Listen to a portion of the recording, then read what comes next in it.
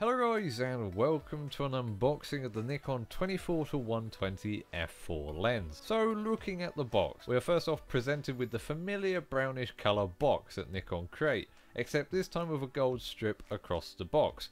This indicates to us that this is a pro lens. So opening up the box, at the top we are first shown the lens case, which is wrapped in a plastic material and is made out of a black fabric material as well. Below the case we are shown a user's manual for the lens, which contains all different information about the lens in all different languages. Below the manual there is also our lens hood, which is included. The lens hood is made out of a hard plastic material which is wrapped in bubble wrap.